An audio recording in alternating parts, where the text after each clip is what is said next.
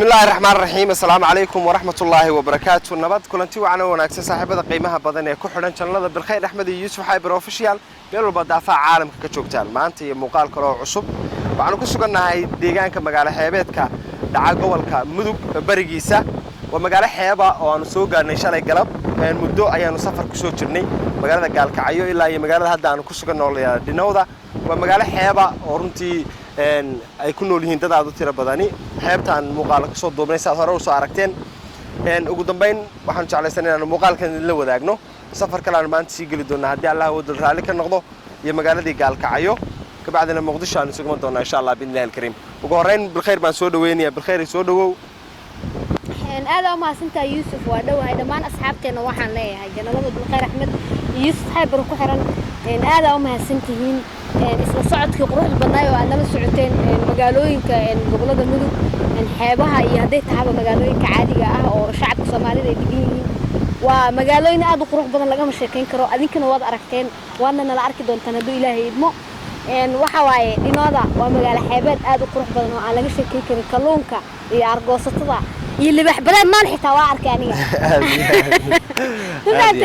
marka waa magaalo xeebeed aan laga sheekeyn karin qurux badan ku noolaasheed anigu waa ka helay hadii aan magaaladan aqoon lahayn jawigeeda iyo nolosheeda iyo dadkeeda baan ku noolaa lahaa laakiin ma ahan magaalada aan aqaano laakiin in lagu noolaado aad iyo aad boqolkiiba waa magaalo qurux badan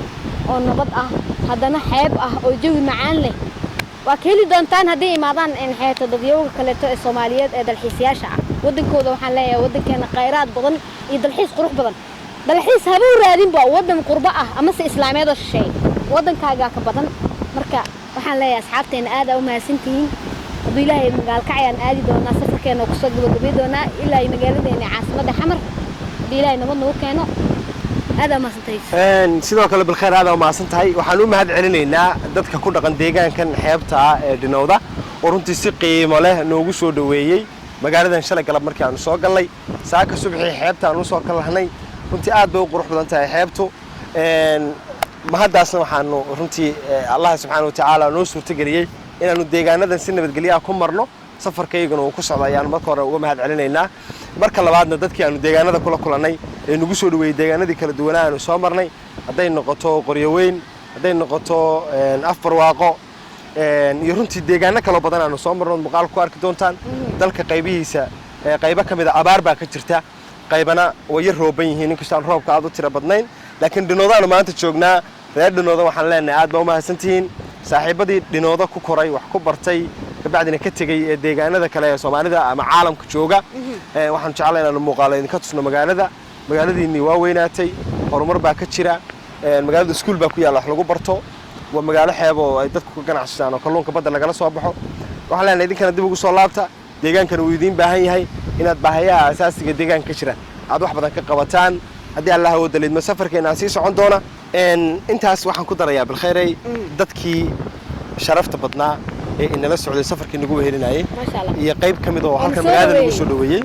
oo kamid yahay Sultaan Cabdi aad baan ugu mahad celinaynaa walaalkay Ayuub oo runtii safarka ilaa Gaalkacyo nagu la socday kamaramaanka wariyaha weyn walaalkay Yusuf isagana samiga mudug baan maleynaynaa mudug baadana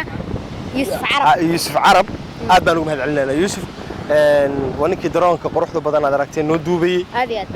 ilaa iyo Gaalkacyo ilaa iyo Dhinowda aanu nimidnay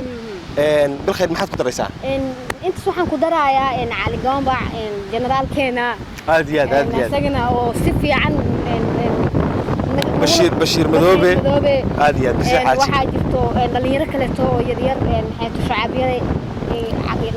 عاشو آديات أحمد سلطان dhalinyaro badan oo aanan inta ku soo koobi karin oo safarkan quruxda badan nala soo qaatay Gaalkacyo ilaa ay Dhinowda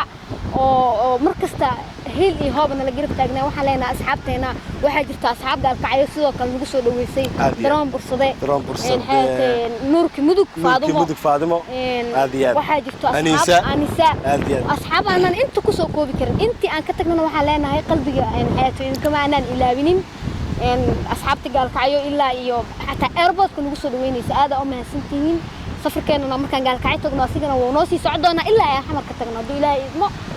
intii aan ka tagnana idima aanan ilaabinin xeeratay waan idin xiiso doonaa gobolka mudug inta aan soo marno dhan waxaan leenahay darawaliintii gaariyaasha oo aanan ilaabi karin oo ahayda darawaliin safar qurux badan oo aanan ku soo rafaadinin dhammaan asxaabteena waxaan leenahay Mawlid iyo xeetay darawalkeena kaleeto Maxamed oo ah dad aad u qiimo badan iyo diini darawaliintii runtii safarkii quruxda badnaa aan raaxada lahaan dibta aan ka soo marin iyaguna ilaa halkan soo gaarsiiyay Maxamed Mawlid sidoo kale diini aad baan ugu mahad celinaynaa iyo saaxiibada kale noo socday oo maasintii safarka noo socon doona maanta gaalkacayaan dib ugu laaban doonaa insha Allah billahi alkariim safar khayr qaba in Ilaahay nooga dhigaan rajaynaynaa inta aynu kulmi doono waxaanu idinka tegaynaa aniga iyo xaajiyada anagoo isku duuban assalaamu calaykum wa rahmatullaahi wa barakaatuh